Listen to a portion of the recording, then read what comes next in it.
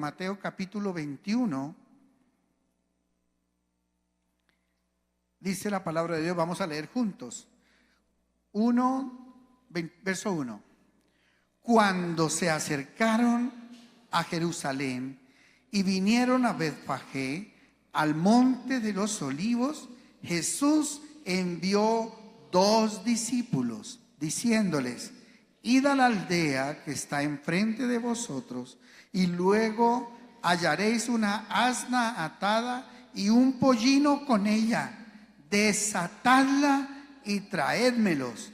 Y si alguien os dijere algo, decid: el Señor los necesita, y luego los enviará. Todo esto aconteció para que se cumpliese lo dicho por el profeta cuando dijo: decid a la hija de Sión, he aquí tu rey viene a ti, manso y sentado sobre una asna, sobre un pollino, hijo de animal de carga. Y los discípulos fueron e hicieron como Jesús les mandó, y trajeron el asna y el pollino, y pusieron sobre ellos sus mantos, y él se sentó encima. Y la multitud, que era muy numerosa, tendía sus mantos en el camino, y otros cortaban ramas de los árboles y las tendían en el camino. Y la gente que iba delante y la que iba detrás aclamaba diciendo: Hosana al Hijo de David, bendito el que viene en el nombre del Señor, Hosana en las alturas. Y cuando entró él en Jerusalén, toda la ciudad se conmovió diciendo: ¿quién es este? Y la gente decía: este es Jesús, el profeta de Nazaret de Galilea. Amén. Tremendo esto, tremendo. Mire cómo comienza la palabra, verso 1. Cuando se acercaron a Jerusalén. Digan, se acercaron. O sea, si uno quiere recibir algo, ¿uno qué tiene que hacer? Acercarse.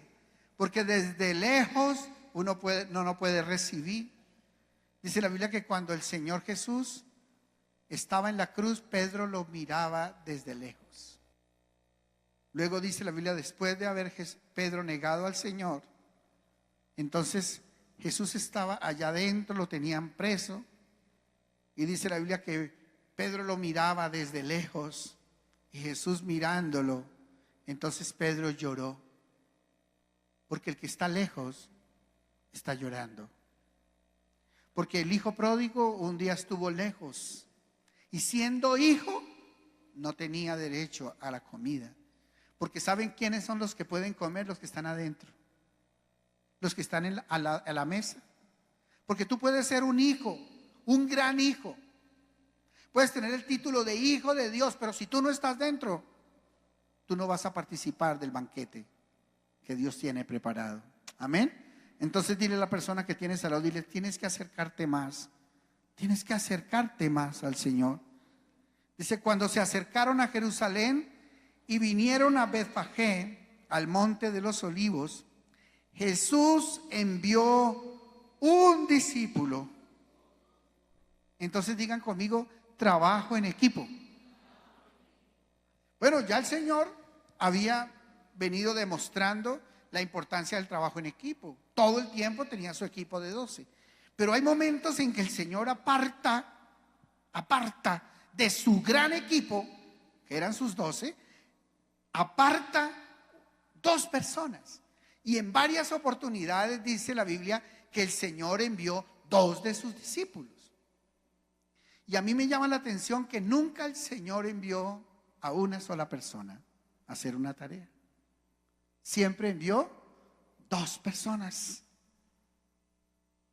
Siempre envió 2 personas.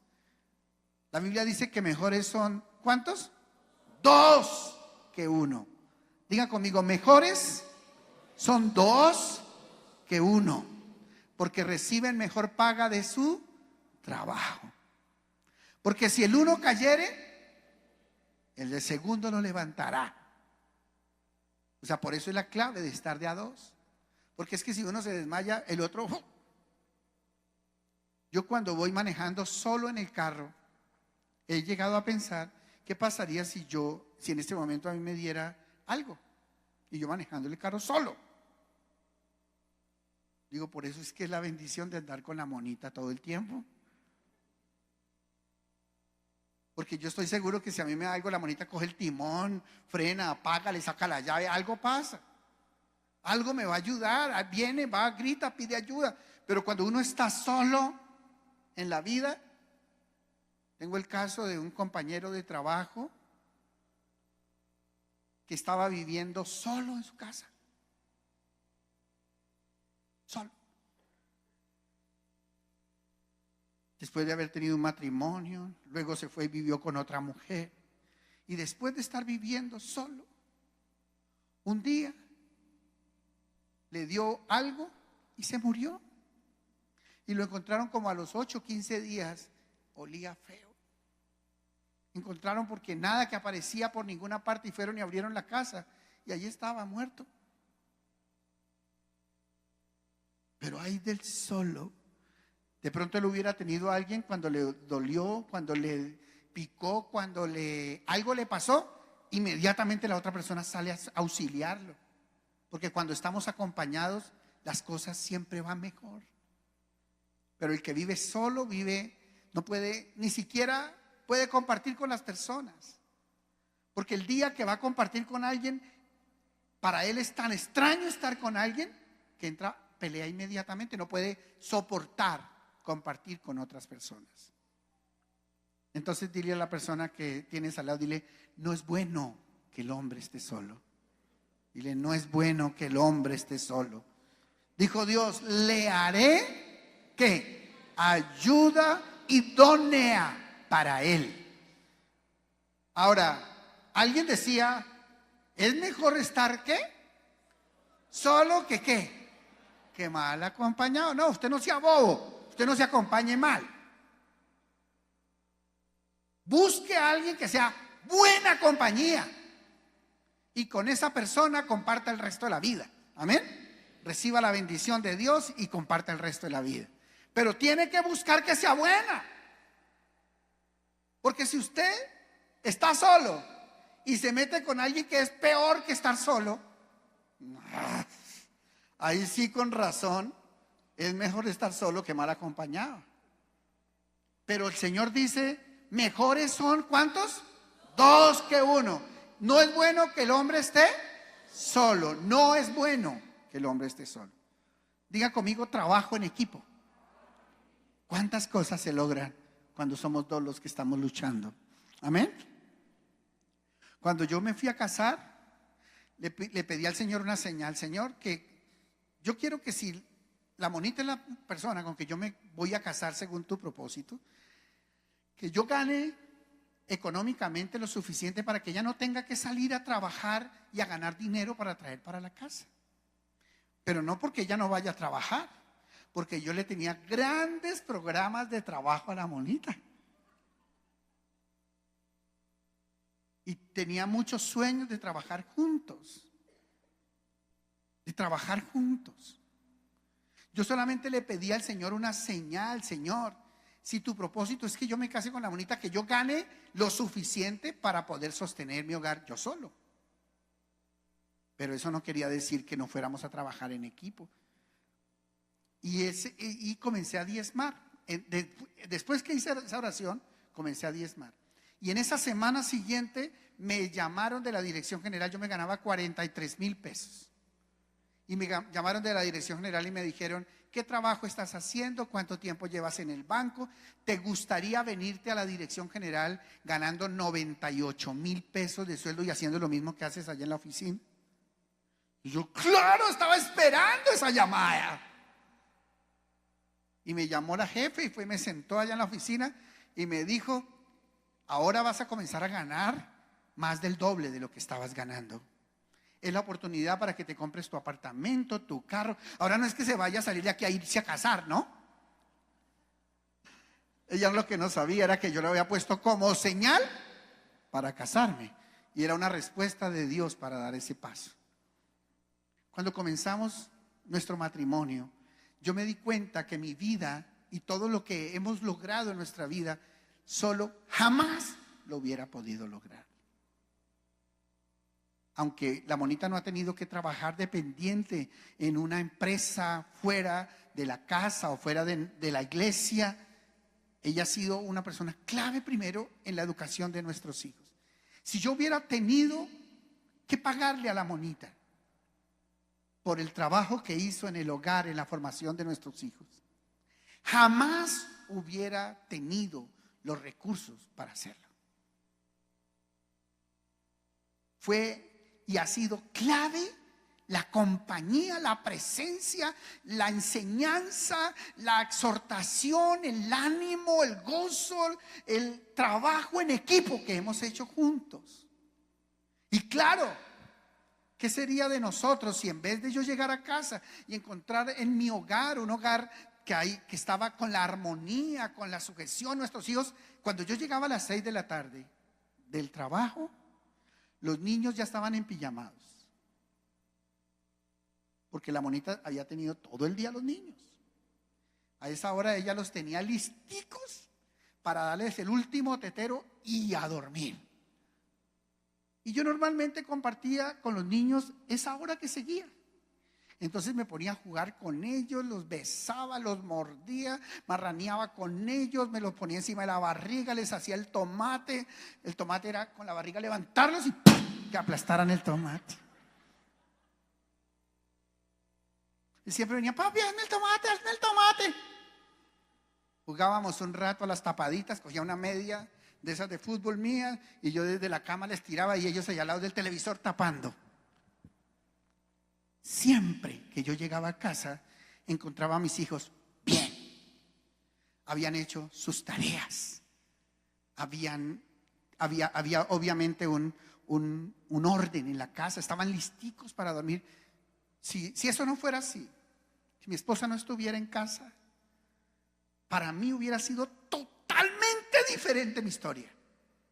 No hubiera podido soportar el ritmo de una familia con 3 hijos si yo no hubiera tenido la ayuda de la Monita, gloria a Dios, en mi matrimonio. Por eso, mis amados, tenemos que aprender a valorar el trabajo de la casa. Porque es que si nosotros pensamos que la esposa está en la casa y no hace nada, es el peor error del mundo.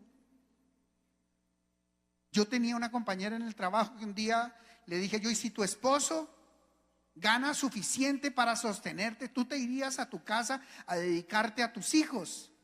Y ella llegó y dijo: ni boba que fuera. Yo ya salí de la casa y no quiero volver a la casa. Porque ven la casa como el problema de la vida, en vez de ser la bendición. Estar en la casa aporta más que estar afuera trayendo un pedacito más. Es preferible administrar lo que Dios manda a través de la cabeza financiera del hogar que estar trayendo mucho más dinero con los hijos manga por hombro, con los hijos sin protección, con los hijos siendo criados por una persona que ni siquiera es de la familia. Estamos soñando y anhelando tener una familia, unos hijos para formarlos, para educarlos, pero nunca estamos con ellos. Pero cuando nacen y comienzan a crecer, no estamos con ellos. Entonces la pregunta es: ¿estamos haciéndolo bien? ¿O estamos metiendo la pata en la formación de nuestros hijos? Y luego cuando vemos que nuestros hijos prefieren darle beso a la empleada de servicio que a la mamá, prefieren abrazarla a ella y prefieren estar con la empleada que con la mamá, que cuando está con la empleada le obedece a la empleada y a la mamá no le obedece nada. Ahí hay un problema, mi amado. Yo les invito a que revisemos. No estoy diciendo que la mujer no colabore financieramente en el hogar, no colabore. Dice la Biblia que la mujer virtuosa ve que van bien sus negocios. Dice la Biblia: trae el pan de lejos. Ve que en la casa no falte nada, que haya provisión en abundancia. Estamos hablando de una mujer empresaria. La mujer en el hogar debería estar desarrollando una empresa. Y mientras los hijos están en el colegio y mientras los hijos están en el jardín, la mujer debería estar dedicada a levantar una empresa para que su esposo pueda venir y desarrollar juntos un gran proyecto financiero, familiar. Pero los dos por fuera, y la casa, las tareas de los niños. Entonces vemos familias donde están los papás a las 11 de la noche revisándole las tareas a los hijos. Eso no es justo con esos chinos. ¿Cómo va a tener a los hijos despiertos a las 11 de la noche? Digan conmigo. Mire, mi amado, usted no se va a ir de la iglesia por esto. Es que ese pastor es un machista. ¿Machista? Pregúntele a mi esposa a ver si soy machista. ¿Cómo? Cero. ¿Por qué? Porque tú siempre has valorado mucho a la mujer, el trabajo de la mujer y la posición de la mujer. Bueno, gloria a Dios, denle un aplauso a su pastor, denle un aplauso. ¿Sabe una cosa? ¿Quién lavó la loza anoche, amorcito? Tú. ¿Quién preparó la predicación anoche? Tú. ¿Quién te sobó la barriga anoche? Tú.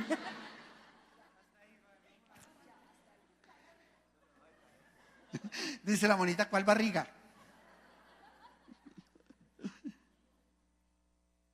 Es que no se trata de no ser amoroso, pero es que, mi amado, si usted tiene un hogar en donde usted es un machista y quiere que su esposa esté trabajando y trayendo plata y también tenga los niños full y también tenga la comida full y también consiga la plata que necesita para pagar la cuota, no, usted es un sinvergüenza.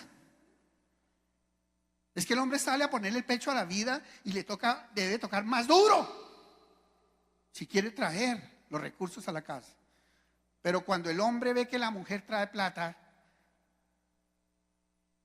yo no sé por qué hay una cultura, no sé si eso es solamente en Colombia, no lo sé, pero hay una cultura que cuando la mujer comienza a traer plata a la casa, el hombre se vuelve un descarado y un sinvergüenza. Si ella trae,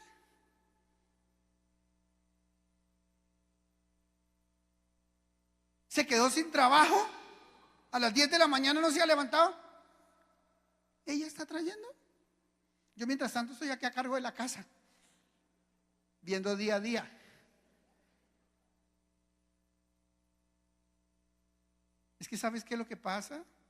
Que la mujer, pensando que se liberó y que estamos en la época donde la mujer desarrolla todo a la par del hombre, es que no lo puede desarrollar a la par.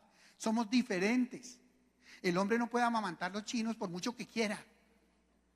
No lo puede hacer. Somos diferentes. La mujer tiene una cantidad de cualidades para la formación de los hijos. Ella es capaz de atender 3 chinos gritando al tiempo.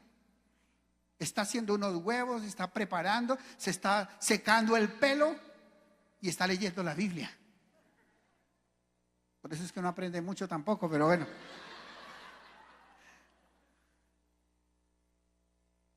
En cambio, el hombre le toca hacer una cosa de estas y es de a una a la vez. O el ver partido de fútbol o cambia el chino. No se pueden las dos cosas al tiempo. Él no puede tomar tinto y viendo el partido de fútbol. No, tiene que ser en el descanso. Eso se come en el descanso. Porque así somos. Somos diferentes. Gloria a Dios. Gloria a Dios, somos diferentes. Por eso el Señor nos puso a trabajar en equipo. Digan equipo. Amén. ¿Cuántos son mejores? 2 que ¿qué? Que 1. Porque le va mejor a nivel financiero y en todas las áreas de la vida. Por eso, sí es cierto que el hombre es cabeza, pero dice la Biblia, indefectiblemente el mayor servirá al menor. Si uno es cabeza, pero es el que tiene que agacharse, el que tiene que darle la mano, es el que... Entonces, para la mujer es una bendición que ese hombre sea cabeza. Pero si ese hombre es cabeza, pero lo que es cabezón, porque todo el tiempo es un problema, porque todo el tiempo quiere que le estén atendiendo, porque todo el tiempo quiere que le estén supliendo, porque todo el tiempo quiere que lo estén inclinando la cabeza. Entonces ese, en vez de ser, según la Biblia, la cabeza es un cabezón, es totalmente diferente. ¿Saben qué hizo Jesús para mostrar que él era cabeza? Se quitó su manto, cogió un recipiente, le echó agua, jaboncito.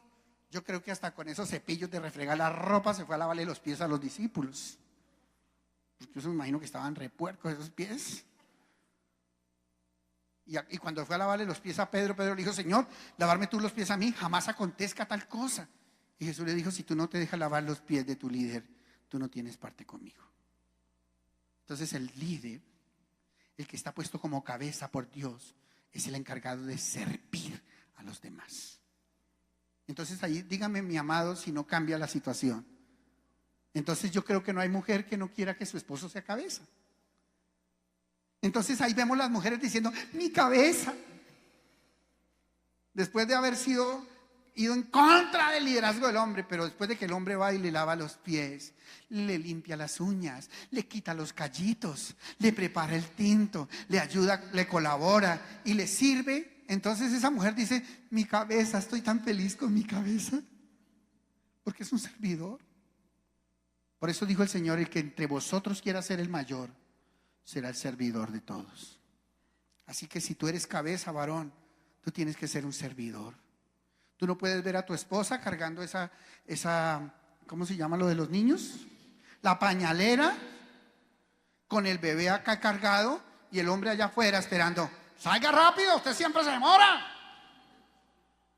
Ella se levantó, le preparó el desayuno, le llevó el tinto a la cama, le alistó la ropa, le planchó la ropa, y el hombre no hizo sino levantarse, bañarse, meterse en la ropa y salir al carro. Mientras tanto la mujer está corriendo, terminando de bañar a los niños, peinarlos, echarles perfumito y salir para que el hombre se sienta orgulloso de su familia. Pero si de esa manera pretendemos formar un hogar en donde se trabaja en equipo, es porque no hemos entendido que es trabajo en equipo. En el trabajo en equipo trabajamos todos. Amén. Todos.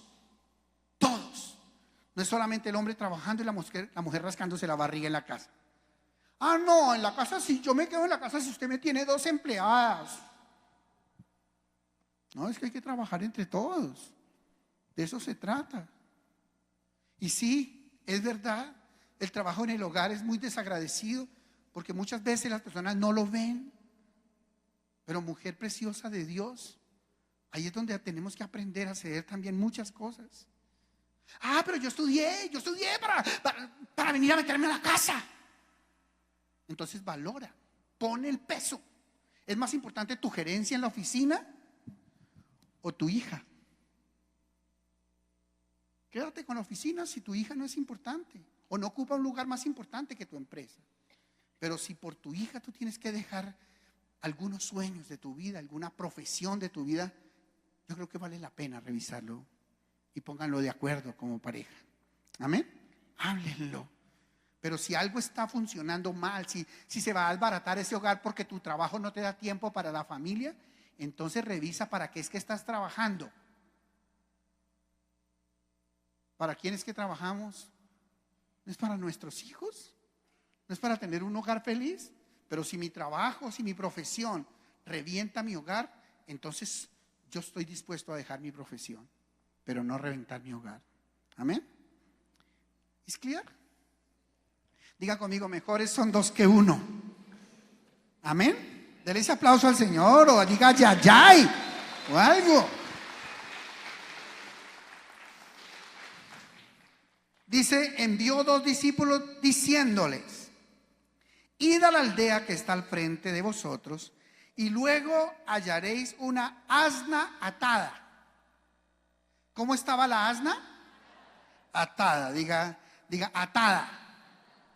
Dice: desatadla y traédmelos. Y si alguien os dijere algo, decid: el Señor los necesita y luego los enviará. Quiero rápidamente que veamos el verso 2. Nuevamente el verso 2.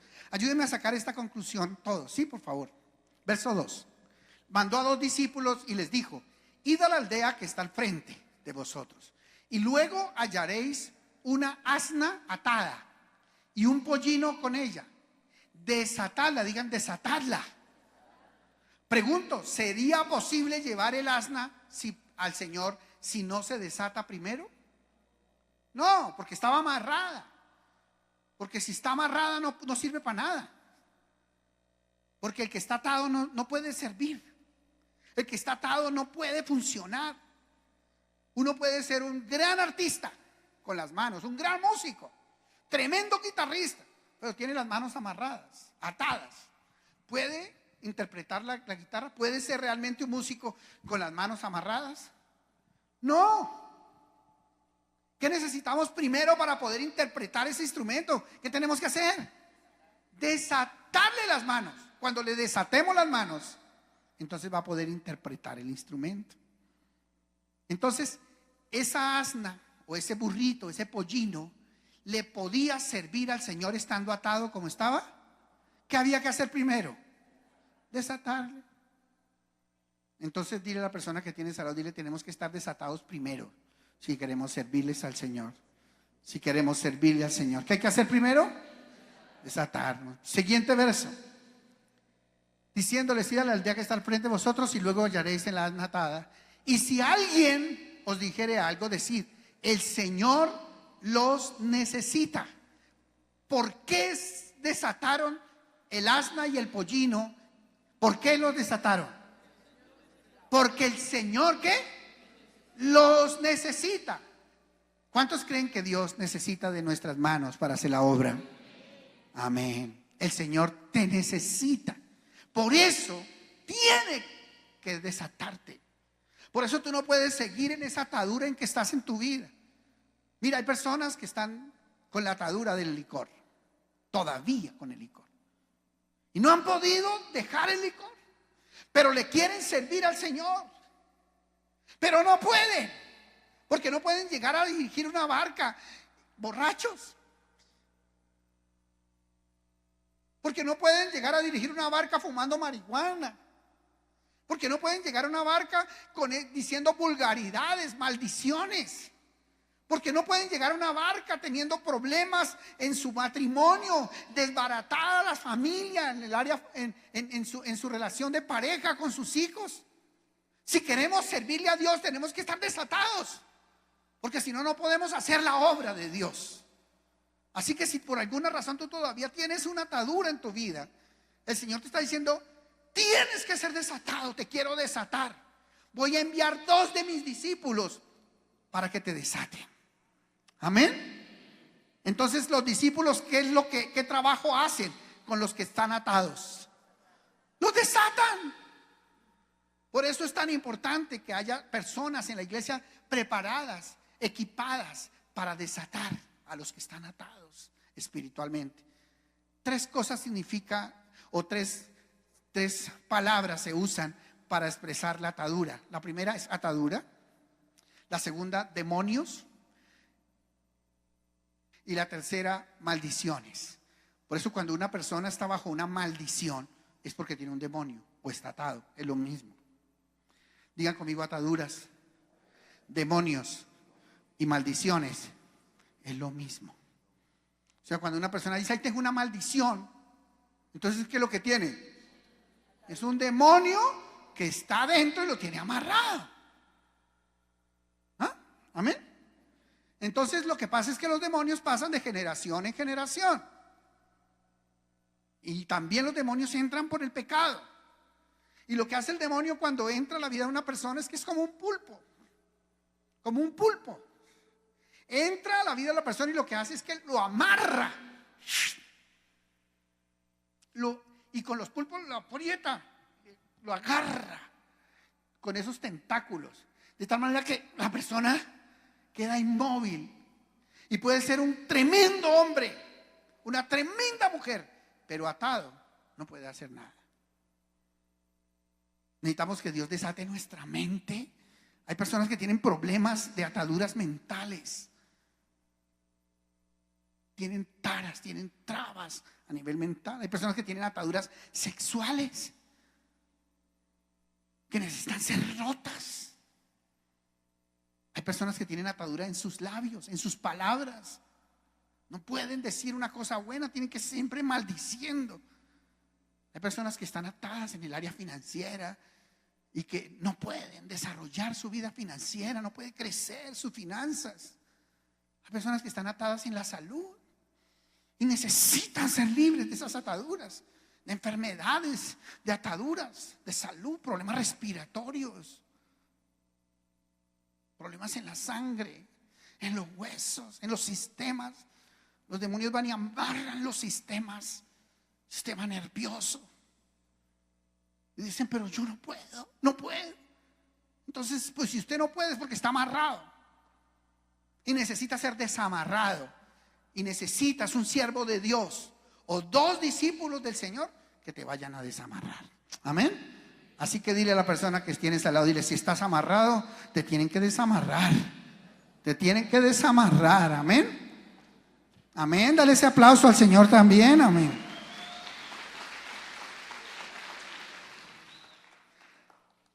Dice, todo esto aconteció para que se cumpliese lo dicho por el profeta cuando dijo, decid a la hija de Sión, he aquí tu rey viene a ti, manso y sentado sobre un asna, sobre un pollino, hijo de animal de carga.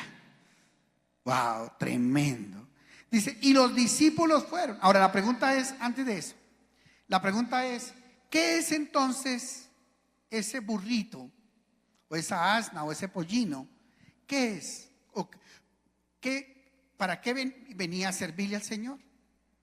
Para montar en él. O sea, era un instrumento, digan instrumento. O sea, el burrito es un instrumento. El pollino es un instrumento. ¿Y tú qué eres? Otro instrumento. O sea, nosotros somos instrumentos de Dios.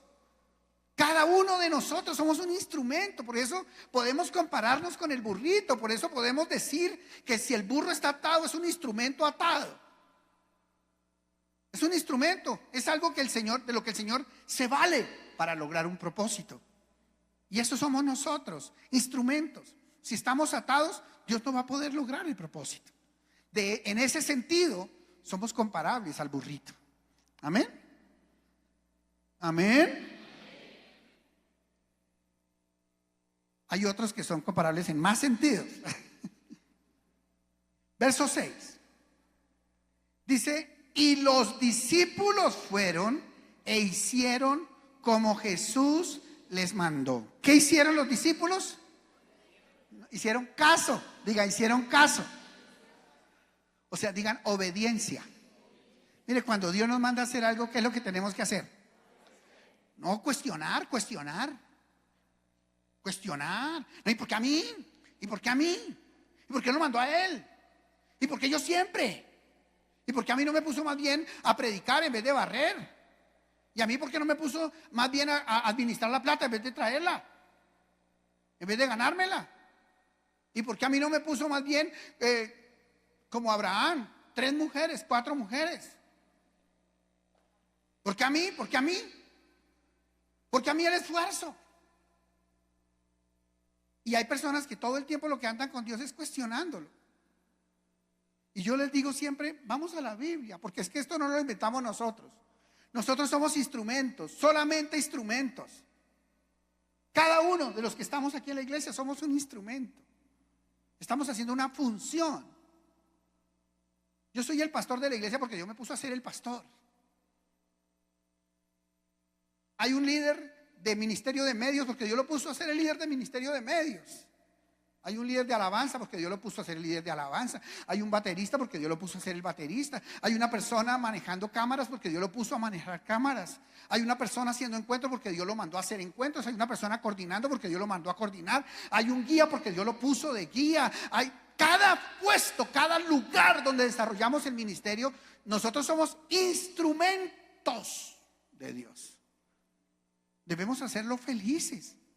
Le dice el ojo, ¿no hago las cosas porque no soy mano? ¿O acaso la mano anda peleando con el ojo porque no es ojo? Cada uno hace su tarea. Cada uno hace su tarea. Somos miembros de un cuerpo Y todos debemos desarrollar la tarea que Dios nos mandó a hacer. ¿Sabe qué es lo que debemos hacer nosotros cuando Dios nos manda a hacer algo? Obedecer. Obedecer. Hay personas que andan de iglesia en iglesia buscando primero un lugar y se la pasan toda la vida buscando lugar. Y nunca obedecen. Nunca obedecen. O sea, sin obediencia no podemos desarrollar la tarea. Cada uno tiene que hacer una tarea. Y tiene que hacerla con amor, con pasión, lo que sea que Dios me ponga a hacer. ¿Sabes qué tenemos que hacer cuando escuchamos la palabra? Obedecer. Cuando Dios, hay dos cosas que yo siempre oro para enseñar la palabra. Lo primero, Señor, te pedimos que tú nos hables, que nosotros podamos entender para obedecer. Entonces digámosle, Señor, permíteme entender. Dile, Señor, permíteme entender, porque yo quiero obedecer lo que tú me mandes. Venía mi madre a la iglesia durante muchos años, varios años, harto tiempo.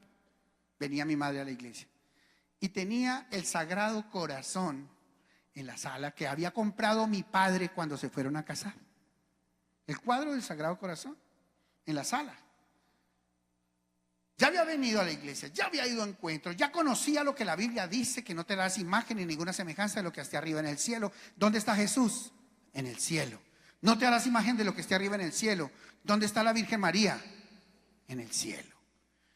Y entonces un día Vilmelena, mi hermana, pastora Vilmelena, le dice a mi madre, mami, ¿tú para qué vienes aquí a la iglesia? Pues a escuchar la palabra de Dios. ¿Para qué? Pues para obedecerla. Dijo, y si Dios te dijo que quitaras esa imagen que tienes en la casa, ¿por qué no lo has hecho? ¿Por qué? O sea, no, es que estoy esperando a ver quién me regala otro cuadro para ponerlo. Es que fue el cuadro que me regaló su papi o que trajo su papi cuando nos casamos. Pero mami, si estás viniendo a la iglesia a oír la voz de Dios para obedecerla, Dios te habla y no lo haces, entonces ¿a qué estamos jugando? Entonces ¿para qué venimos a la iglesia? ¿A sentarnos y a escuchar una gran enseñanza? ¿O a entender la palabra y obedecer la palabra? Ese jueves siguiente siempre hacíamos frijolitos en la casa. Fue mi madre y en el taxi se llevó el cuadro del Sagrado Corazón a la iglesia. O sea, nosotros vivíamos en la iglesia. Pero también se trajo otro cuadro así y otro, como 4 cuadros se trajo ese día. Y me dijo, mi hijito, yo no soy capaz de destruir eso. Hazlo tú. Y yo le dije, claro, mami, con mucho gusto. Oré y fui, desbaraté, boté, rompí. Oré por mi madre, cortamos toda maldición de idolatría de nuestra familia, de nuestras generaciones. Y se acabó. ¿Saben qué? Obedecer es que hay que hacerlo ya. Cuando Dios me habla algo, lo que yo tengo que hacerlo es ya. No esperar que lo entienda, que lo digiera, que lo analice, que lo estudie en la escuela bíblica durante 3 semestres, que 4 semestres. Cuando ya vaya a graduarme, de pronto lo hago. O cuando ya me vaya a ir para el cielo, lo hago. De pronto ya no tengo oportunidad. Y les dejo esas ataduras a mis generaciones, en vez de haber sido la persona que cortó la maldición en la familia. Amén. Entonces digan, cuando entendemos, obedecemos. A ver, cuando entendemos, obedecemos en el nombre de Jesús. Amén. Y terminemos, miren lo que dice allí. Y trajeron el asna y el pollino y pusieron sobre ellos sus mantos y él se sentó encima. ¿Encima de qué? De los mantos y de los asnos. Y del asno. Se sentó encima. Entonces, ¿cuál es la función del burrito? Cargar a Jesús. Amén. ¿Cuál es la función del burro? O sea, trasladar, llevar a Jesús a otro lugar. ¿Y cuál es la función de los evangelistas, los que estamos predicando la palabra? Llevar el nombre de Jesús, llevar a Jesús a los lugares donde no lo conocen. O sea que tú y yo sí tenemos algo parecido a la función del burro. Nuestra tarea es servir de instrumento para que Jesús llegue a otros lugares. ¿Amén? ¿Sí o no? Ok, sigamos. Y dice, verso 8, y la multitud, que era muy numerosa, tendía sus mantos en el camino, o sea, en el piso. Y otros cortaban ramas de los árboles y las tendían en el camino. Pregunta: ¿quién pasaría por encima del manto y de las ramas? ¿Jesús o el burro? ¿Cuál de los dos pasaría? Los dos. O sea que muchas veces son tendidos los mantos para que tú y yo pasemos. Pero no se nos olvide, no es a nosotros los burros que se nos tienden los mantos. Es para que sobre ellos pase Jesús de Nazaret. Así que si tú eres un verdadero instrumento del Señor, tú no puedes andar levantando tu cabeza cada vez que te ponen un manto en el piso diciendo, para mí, para mí.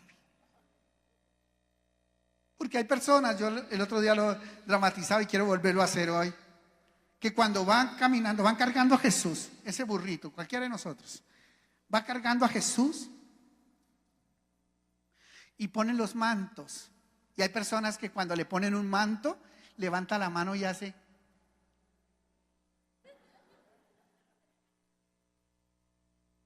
El manto no es para ti. El manto es para Jesús. Es porque tú vas cargando a Jesús, no por ti. El día que tú dejes de cargar a Jesús, ese manto no sirve para nada. Nadie te pondrá un manto. El manto existe y Dios te honra a ti porque tú lo llevas a Él. Si tú y yo no llevamos el nombre de Jesús, no hay manto para ti ni hay manto para mí. Porque el manto no es porque yo soy fulano de tal. Es que como yo sé, es que como yo conozco, es que como yo soy el ungido. No es por eso. Es porque tú estás llevando el nombre de Jesús. Es porque Jesús va en tu corazón que se ponen esos mantos para ti y para mí.